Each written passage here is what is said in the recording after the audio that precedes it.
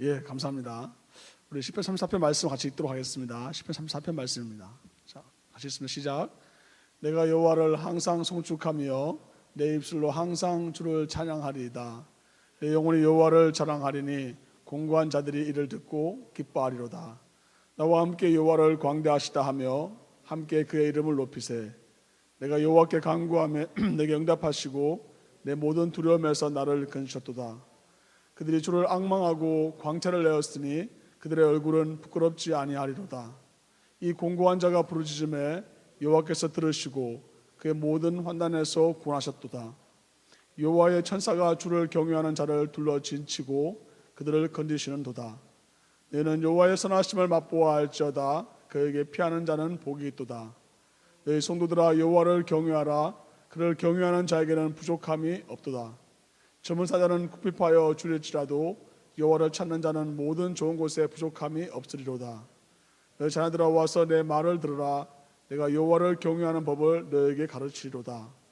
생명을 사모하고 연수를 사랑하며 복받기를 원하는 사람이 누구뇨? 내 혀를 악에서 금하며 내 입술을 거짓말에서 금할지어다. 악을 버리고 선을 행하며 화평을 찾아 따를지어다. 여호와의 눈은 의인을 향하시고 그의 귀는 그들의 부르짖음에 기울이시는도다. 여호와의 얼굴은 악을 행하는 자를 향하사 그들의 자취를 땅에서 끊으려 하시는도다. 의인이 부르짖음에 여호와께서 들으시고 그들의 모든 환난에서 건지셨도다. 여호와는 마음이 상한 자를 가까이 하시고 중심으로 통회하는 자를 구원하시는도다. 의인은 고난이 많으나 여호와께서 그의 모든 고난에서 건지시는도다. 그의 모든 뼈를 보호하시며 그 중에서 하나도 꺾이지 아니하도다. 악이 악인을 죽일 것이라. 의인을 미워하는 자는 벌을 받으리로다. 여호와께서 그의 종들에게 영혼을 속량하시나니 그에게 피하는 자는 다 벌을 받지 아니하리로다. 아멘. 네. 시편 34편 여러분 읽으니까 어떤 생각이 드세요? 아, 좋은 시편이다. 시편 중에 하나다 이렇게 생각이 들겠죠. 하지만 이 시편 말씀, 이 33편 말씀은 제목이 있습니다. 제목이 있는 시편이 많이 있겠지만 특별히 이 제목은 시편 34편의 제목은 우리로 하여금 약간 충격을 주는 제목입니다.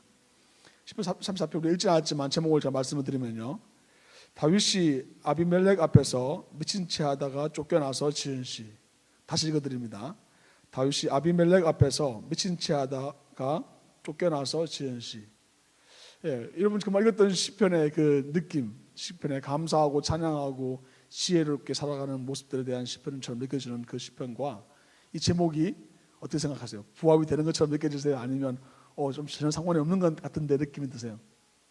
사실 이 시편 말씀은 우리로 하여금 원래 이 시편의 배경이 어떤 것인지에 대해서 설명하고 있는데 이 배경은 결코 좋고 그냥 순탄한 상황 속에서 일어났다는 것이 아니라는 것을 알게 되죠. 탈무드에 보면 다윗이 평소에 생각을 했답니다. 도저히 하나님이 왜 만들었을지 잘 모르겠다고 생각되어지는 것이 세 가지가 있었는데 첫 번째가 뭐냐면 모기였답니다. 도대체 모기 어디에 있을까? 두 번째 거미 어디다 두셨을까? 세 번째가 미치광이. 이 세 존재는 왜 하나님이 만들었을까 생각했답니다. 그렇잖아요, 그죠? 하나님 왜 이걸 만들어서 사람들에게 도대체 무슨 유익이 있으라고 도대체 거미와 모기와 미치광이를 만들었을까 생각했는데 하루는 여러분 잘 알고 있는 것처럼 다윗이 막 쫓겨다니다 보니까 굴이 있는 거예요. 급하게 굴 속으로 들어가는데 적병들이 막 다가오기 시작하는 거예요. 근데 마침 그때 거미가 이 동굴 앞에다가 거미줄을 치기 시작하는 거예요. 그래서 적병들이 와서 보니까 거미줄 쳐 있으니까 안에는 없다고 생각하고 그냥 지나가 버리는 거예요. 그래서 그때 깨달은 것이 뭐냐면 거미도 다 필요한 데가 있구나 이런 생각을 했답니다. 또 하나는 모기. 도대체 모기 어디 됐을까 생각하고 있었는데 알고 있는 것처럼 사울 왕이나 자기 적에 칼을 취하려고 하는데, 그죠? 칼을 취하려고 하는데 도저히 깊은 잠이 들어서 칼을 품고 자기 때문에 움직이지 않아서 칼을 뺄 수가 없었는 거예요. 그때 모기가 딱 앉아서 모기가 딱 무니까 가려워가지고 이렇게 팔을 이렇게 치우는데 칼을 뺄 수 있었다고 합니다. 세 번째 미치광이. 도대체 이 미치광이를 어디다 쓸까? 도대체 하나님이 왜 이 미치광이 사람 만들었을까 생각했는데 정말 우리가 오늘 읽었던 본문이 사실 그 배경에 의하면 바로 우리가 잘 알고 있는 골리앗의 고향인 가드라는 땅의 왕이거든요. 아비멜렉이라는 사람이. 원래 이름은 아기스라는 왕인데 이 왕이 있는 그 땅에 지금 다윗이 도망을 가서 숨어 있는 거예요. 왜냐하면 자기의 적이 사울이 있으니까 사울에게 당하지 않으려고 적의 적은 아곤이라는 생각을 가지고 제일 안전한 곳으로 도망간다는 것이 가드 땅으로 도망을 갔습니다. 그런데 마침 그곳에 도역이라는 사람이 나타나게 되고 그런 말면 자기의 정체가 이제 탄로나게 돼서 정말 그가 더 이상 그 숨을 수 없는 곳이 되어버렸죠. 그래서 성경에 보면 아주 자세하게 어떻게 다윗이 이곳을 탈출하는지를 기록하고 있습니다. 장소까지 설명하고 있어요. 성문에 기대가지고 몸을 막 비비적거리면서 입에 침을 질질 흘리면서 수염에 이렇게 침이 흘러 내려가는 것을 성경은 기록하고 있습니다. 완전히 미쳤다는 것을 표현해 주는 거죠. 완전히 미친 채 하니까 아기스 왕이 아비멜렉이 너 미친 사람 왜 데려왔냐고 이렇게 말하면서 쫓아내서 나왔다 이런 말이 나와 있어요. 오늘 본문에 읽었던 바로 그 내용이 바로 그때 쫓겨나와서 지은 시라고 이 시의 배경을 설명하고 있습니다. 여러분 같으면 그런 쫓겨나는 곳에서 나와서 첫 번째 어떤 말을 하겠습니까? 다윗은 이렇게 그의 삶을 고백하고 있습니다. 내가 여호와를 항상 송축하며 내 입술로 항상 주를 찬양하리이다. 와, 믿음을 가지고 감사한 마음으로 하나님께 고백하는 그런 귀한 마음처럼 여겨지처럼 보일지 모르지만 사실 고백은 놀라운 고백입니다. 그의 그 시제를 얘기하고 있는데요. 항상 송축한다고 말하고 같은 말을 패러프레이즈하고 있는데 항상 주를 찬양하리이다 라고 말하고 있습니다. 그의 마음속에 있는 하나님을 찬양해야 될 분명한 이유에 대하여 설명하면서 그는 하나님께서 그의 삶 속에서 어떻게 저를 구원했는지를 계속 풀어내서 시로 기록하고 있는 것을 보게 됩니다. 또 시편 34편 아주 독특한 시가 되는 이유 중 하나가 뭐냐면 이 시편은 22절로 되어 있잖아요. 히브리어 자음이 22개거든요. 즉 히브리어 자음 순서에 따라서 알렙, 베스트, 김멜, 달레스, 해, 바브, 자윈 이런 히브리어 음차의 그 자음의 ABC, 우리가 말하면 ABCD 순을 따라서 1절부터 22절까지 기록하고 있어요. 왜 여러분 히브리어 자음을 앞에다가 제일 첫 번째는 A로 시작하는 거, B로 시작하는 걸로 해서 22자로 기록했을까요? 그것은 우리가 막 찬양하면서 찬양하면 우리가 머릿속에 찬양이 머릿속에 잘 기억이 남잖아요. 그처럼 이 알파벳 아크로님이라죠. 제 알파벳 순으로 따라서 함으로 말미암아 사람들에게 기억하도록 만들기 위해서 분명하게 잊어버리지 않고 A 하면은 딱 이렇게 말하고 B 하면 쫙 이렇게 얘기하고 이렇게 사람들로 하여금 머릿속에 기억에 남도록 만들기 위해서 이 시편을 그렇게 썼어요. 그 이유가 뭘까 생각해 볼 필요가 있잖아요. 사람들로 하여금 기억을 하는데 좋고 즐거운 일을 기억하는 것이 아니라 자기의 삶에서 가장 치욕적이고 가장 공고하고 가장 힘든 시간의 이야기들을 그가 기록하고 그것을 노래로 만들고 사람들로 하여금 그것을 기억하도록 만들었다는 사실, 굉장히 중요한 것입니다. 많은 경우 우리는 우리에게 주어져 있는 고난과 아픔과 상처들에 대해서 빨리 잊혀지기를 바라고 있습니다. 바로 우리는 벌써 한 달이나 되는 시간이 지났는데요. 세월호 사건을 통해서 엄청난 충격을 받았습니다. 한 달이라는 시간이 지나는 동안에 벌써 사람들은 벌써 잊혀지기 시작하고 그 사이에 또 다른 사건, 사고들이 끊임없이 일어나고 있는 우리의 삶을 보면 사실 우리는 정말 분명히 기억하고 우리의 마음속에 기록하고 계속해서 되뇌어야 되는 것이 있음에도 불구하고 그렇지 않고 살아가는 우리의 모습을 생각하게 됩니다. 사실 하나님 말씀은 우리에게 분명히 기억하고 기록하라고 말씀하시고 또 그것을 노래로 부르라고 하는 것은 그것이 얼마나 중요한 것인지를 우리에게 상기시켜 주고 싶을 뿐만 아니라 그것이 좋은 것, 즐거운 것을 이야기하는 것 이전에 우리의 삶 속에 가장 아프고 힘들고 어려운 공고한 시간에 있는 것을 우리에게 기록하라고 기억하라고 말씀하고 계시는 것입니다. 저는 오늘 이 예배 오기 전에 사실 올 수 있을지 고민했었어요. 왜냐하면 우리 전사님과 약속을 했는데 아주 갑자기 급한 아주 중요한 신방이 생겼기 때문에 그래요. 근데 신방을 가서 같이 기도하고 대화하는 시간을 꼭 가질 수밖에 없는 분이 생겨서 가게 됐습니다. 왜냐하면 그분이 내일 모레 이제 한국으로 돌아가시는 분이 있는데 목사님이 뭐 이렇게 어떤 한 분을 만나는 것이 중요하나 생각할지 모르겠지만 그분의 이야기의 스토리를 제가 들으면서 아니면 또 예전부터 알고 있으면서 굉장히 중요한 의미가 있는 분이라고 생각되어지기 때문에 꼭 그분을 만나고 같이 기도하고 보내야겠다 생각하셨습니다. 제가 아는 그 집사님은 자기의 딸들을 하루 아침에 교통사고로 둘을 잃으셨던 그런 분이셨어요. 굉장히 큰 어려움 가운데 처해졌죠. 재정적으로나 신분이나 모든 면에서 큰 압박과 어려움이 생기셨던 그런 분이셨습니다. 딸도 잃으시고 이제 그의 삶 속에서 정말 소망이 없는 그런 삶을 살 수밖에 없었던 분이에요. 그런데 그분이 하나님의 말씀을 묵상하는 모임 가운데 들어오시기 시작하면서 그의 삶이 달라지기 시작했습니다. 하나님을 찬양하는 것을 다시 배우기 시작했고 말씀을 붙들기 시작하고 그 말씀이 정말 그의 삶 속에서 움직이기 시작하면서 놀랍게 그분이 뭐라고 고백하냐면 웃기 시작하시는 거예요. 하나님 나에게 기쁨을 주시고 회복시켜 주십니다라고 말씀하시기 시작하시는 거예요. 목사님, 이 말씀이 내가 없으면 내가 어떻게 살 수 있겠습니까? 라고 말하면서 그분의 삶에 변화가 일어나기 시작하는 거예요.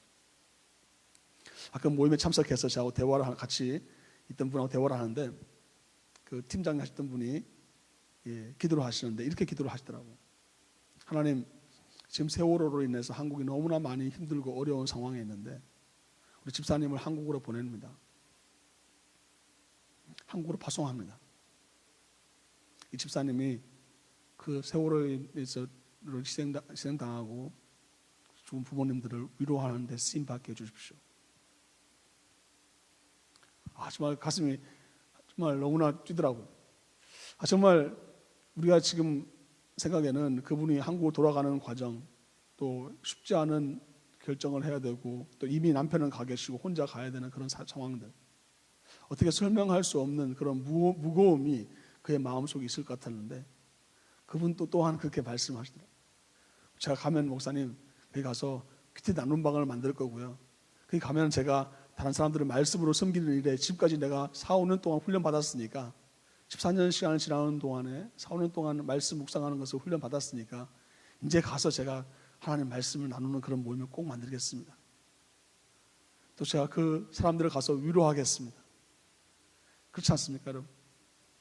우리가 자녀를 잃지 않은 사람이 가서 아무리 설명하고 위로한들 그들의 마음속에 정말 진정한 위로를 줄 수가 없겠죠. 이 집사님이 가셔서 그들을 위로한다면, 그들의 어깨를 만져준다면, 그들을 위해 기도한다면, 그들에게 하나님의 말씀을 전할 수 있다면 얼마나 놀라운 하나님의 위로가 그들에게 임할 수 있겠습니까? 다윗은 자신의 가장 비참하고 부끄럽게 여겨지는 과거, 숨기고 싶은 치욕적인 사실들을 표제로 붙여놓고 하나님을 찬양하는 시로 가득 이 오늘 말씀을 채우고 있습니다. 그 마음속에 사람들로 하여금 공고한 자들에게 위로를 주기 위함이라고 오늘 본문은 기록하고 있습니다. 공고하고 힘든 자들에게 하나님을 위로를 줄 수 있는 방법은 바로 내 공고하고 내 아픔과 내 상처들을 나누는 데 있습니다. 하나님 사랑하시는 성도 여러분, 어쩌면 여러분이 앞에 세상에 나가서 살아가면서 사람들에게 여러분이 잘하고 있는 일들, 좋은 일들 일어난 것들, 기쁜 일들 이야기할 수 있을지 모르겠습니다. 그들의 마음이 열리는 것이 아니라 오히려 다치게 됩니다. 그러나 하나님 말씀 놀랍게도 나의 연약함과 나의 부족함과 나의 아픔과 나의 상처와 심지어 내가 사람들한테 다시는 말하고 싶지 않은 그런 것들을 다른 사람들에게 나누기를 원하십니다. 그리고 그것을 나누면서 내가 그렇게 힘들었으니까 신세 한탄하고 내 안에 상처와 아픔이 많은 사람이라고 내 자신을 드러내면서 다른 사람들에게 위로를 받기 위함이 아니라 오늘 시편 기자처럼 하나님을 송축하고 하나님을 찬양하고 하나님을 향하신 일을 자랑하고 하나님께서 우리의 삶 가운데 무슨 일을 이루고 계시는지를 나에게 일어난 놀라운 그 구원의 역사에 대하여 말할 수 있기를 주님의 이름으로 축원합니다. 그렇습니다, 여러분. 우리는 그렇게 쓰임 받기 위해서 바로 이 자리에서 같이 하나님을 찬양하고 있고요. 이 땅에서 우리의 삶을 부르셔서 우리로 하여금 하나님이 이루시는 하나님의 계획과 섭리 가운데 우리를 이끄시는 그 놀라운 그 섭리 가운데 우리가 있는 줄 믿습니다. 저는 지난주가 아니군요.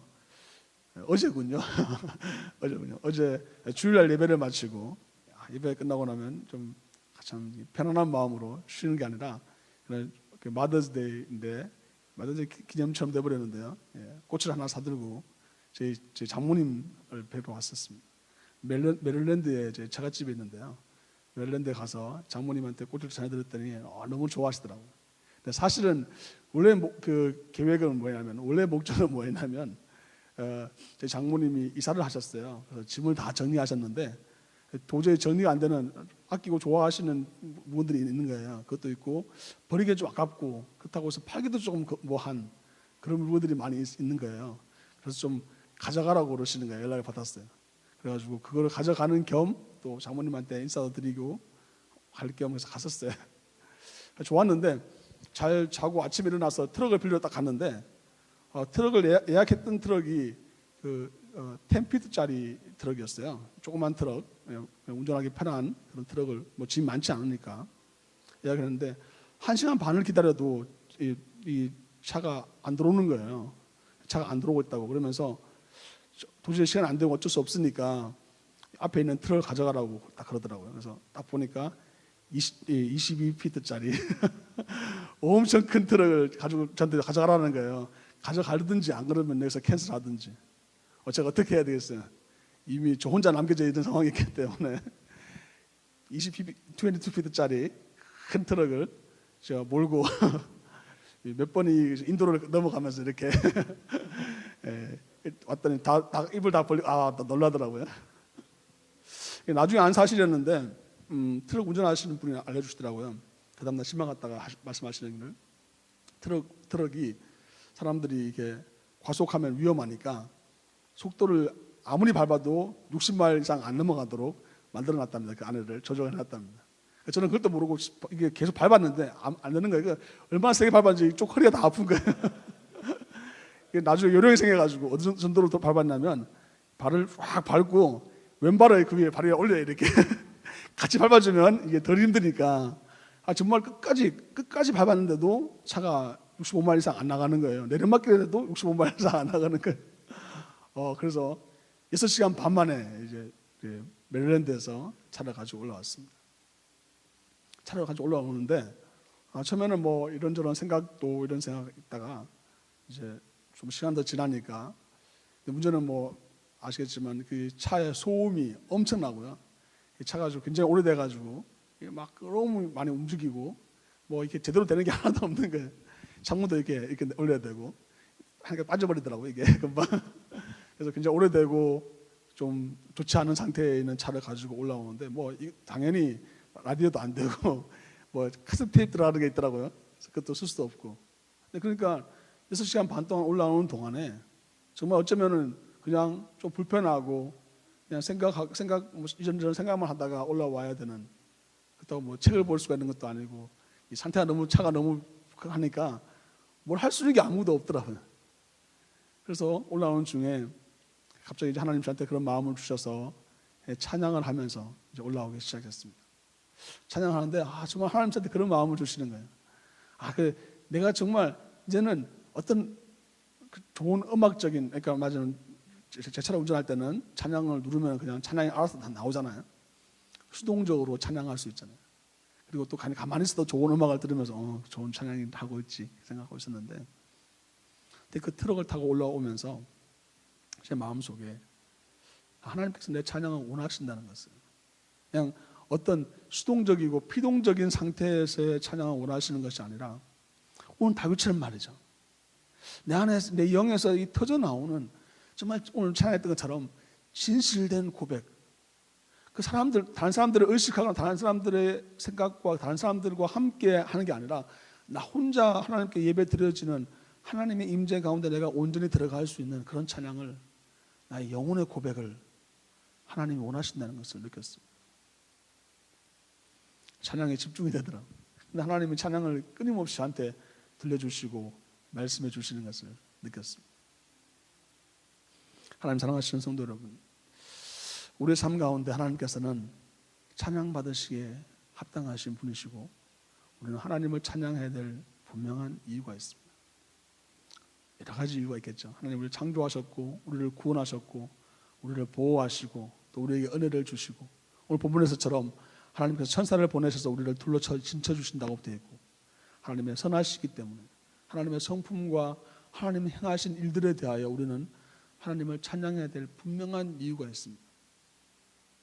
그러나 심지어 우리는 하나님께 드리는 찬양은 심지어 우리의 고난, 답답함, 분노, 좌절, 절망, 두려움, 내 안에 여전히 있는 문제들, 그것들조차도 하나님께서 우리는 들으시기 원하시고 받으시기 원한다는 말씀, 오늘 우리에게 주시는 말씀입니다.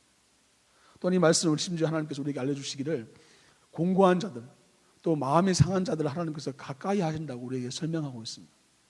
우리로 하여금 하나님께서 우리에게 원하시는, 하나님께서 우리의 찬양을 받으시는데 저 멀리 계셔가지고 우리의 찬양을 들으시려면 우리가 큰 소리를 외쳐서 찬양해야 될 것처럼 보이지만, 사실은 어떠냐면 내 마음속에 하나님 가까이 계심에도 불구하고, 하나님 바로 내 옆에 계심에도 불구하고 내 자아의 껍질이, 내 생각이, 내가 가지고 있는 그 틀이 너무나 딱딱해져 있고 견고해져 있어서 정말 하나님께 정말 진정한 내 영의 고백을, 내 영의 말씀을, 찬양을, 진실된 마음을 드릴 수 없는 나의 상태가 되어 있기 때문에 어쩌면 나는 하나님께 기도할 때, 찬양할 때 부르짖을 수밖에 없는 거죠. 하나님, 내 좀 깨주세요.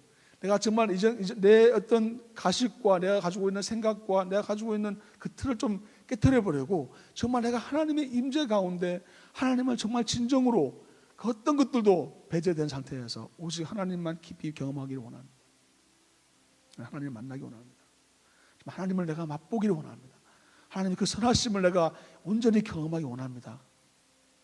시편 기자는 우리로 하여금 그런 찬양으로, 그런 예배로 우리를 초대하고 계십니다.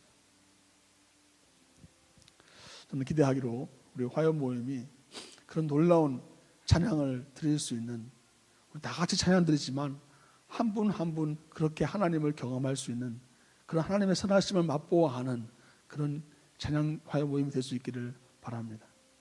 하나님께서 또 우리의 각자의 삶 가운데, 여러분이 예배가 끝나고 찬양이 끝나고 돌아갈 때 혼자 있는 시간 가운데 하나님, 나에게 찬양을 들려주십시오. 내가 하나님께 불러 드릴 찬양을 나에게 보여주십시오. 떠오르게 해주십시오. 하나님, 여러분, 하나님께서 그런 찬양을 여러분에게 들려주실 것입니다. 깨닫게 하실 것입니다. 저는 어제 같은 경우에도 그랬었는데, 밤늦게 잠을 들었어요. 잠이 들었는데 계속 잠들고 있으면서 계속 내가 찬양을 부르고 있는 거예요. 찬양 부르면서 계속 마음속에 찬양을 부르면서 자다가 부르면서 깼어요. 어제 잤는지 언제 깼는지 하나님 저한테 새벽녘이 됐는데 알람이 울리지도 않았는데 그 찬양을 부르면서 마음속에 하나님 저를 깨워주시는 것을 경험했습니다. 하나님께서 우리 모두에게 바로 하나님이 우리가 하나님을 찬양할 수 있는 이유를 주셨다고 생각합니다. 우리의 삶 전체를 따라서 이 모든 창조와 구원과 은혜와 축복이 모든 것들이 우리 안에 있지만, 여러분이 지금, 우리가 지금 하나님께 찬양해야 될 어떤 이유가 있는지를 붙잡고 여러분 마음속에 기도하면서 하나님께 찬양을 주십시오 그러면 하나님 여러분에게 놀랍게도 여러분이 지금까지 알고 있는 찬양 중에 떠오르게 하시기도 하고, 또 심지어 새로운 찬양을 주시기도 하십니다. 새로운 찬양을 주시면 우리 반주하신 김주신 집사님이나 원동 집사님한테 꼭 주시기 바랍니다. 주시면 곡을 하나 써주실 거예요. CD 많이 팔릴 이유 의미 없이 정말 좋은, 너무나 여러분의 영혼의 찬양을 하나님께 드리게 되었을 때, 하나님께서는 우리에게 정말 놀라운 하나님의 그 영의 그 기름 부으심과 축복과 은혜가 우리 안에 충만하게 될 줄 믿습니다. 말씀 맺기 전에 우리에게 한 번 더 생각해 보기 원합니다. 여러분 지금 여러분의 삶 가운데 어떤 찬양을 하나님께 드릴 수 있겠습니까? 먼저 여러분의 어떤 답답함과 문제와 어려움이 있거나, 또 아니면 여러분의 삶 속에서 하나님을 경험하고 하나님의 은혜와 사랑을 경험한 것들이 있다면 그것을 하나님 주실 찬양할 재료로 가지고 그 다음에 한번 글을 써보기 바랍니다. 한마디 한마디 이어서 나가길 원합니다. 여러분만의, 다른 사람들이 너무나 좋은 찬양들이 많으셨지만 여러분만의 하나님과 여러분 사이에 깊은 영적인 교감을 가질 수 있는 너무나 아름다운 시가 탄생될 것입니다. 또 그 시는 여러분 자식뿐 아니라 자식뿐만 아니라 여러분의 가족들에게 나눌 수 있고요. 우리 친구들에게 나눌 수 있고 또 나와 같은 어려움과 고통 중에 있는 사람들에게 전해줄 수가 있고 편지를 쓸 수가 있습니다. 그것이 노래로 불려질 수도 있지만 그렇지 않다 하더라도 하나님께서 성군 천사를 통해서 우리의 기도를 금대접을 가져서 올라가시는 것처럼 우리의 그 기도, 우리의 신음소리 하나라도 너무나 소중하게 여기시는 하나님이심을 믿으시기 바랍니다. 그 믿음으로 여러분께 도전하고 싶습니다. 오늘 저녁에 집에 가시면 주무시기 전에 한 글이라도 한 문장이라도 한번 하나님께 올려드리는 진실된 고백, 하나님께 올려드리는 감사와 찬송과 영광의 글을 한 줄 쓸 수 있기를 바랍니다. 그걸로 끝나지 마시고 그것을 가지고 다른 사람들에게, 이 내용이 필요한 사람들에게 나눌 수 있기를 바랍니다. 여러분은 페이스북으로 나눌 수도 있고 이메일로 나눌 수도 있고 직접 종이에 써서 전달할 수가 있습니다. 하나님께서 그것을 기뻐하십니다. 다윗이 자신의 너무나 약하고 아픔과 그의 심각한 상처, 그것을 하나님을 찬양하는 놀라운 재료로 삼았던 것처럼 우리도 그렇게 귀하게 쓰임받을 수 있는 여러분과 제가 될 수 있기를 주님의 이름으로 축원합니다. 기도하겠습니다.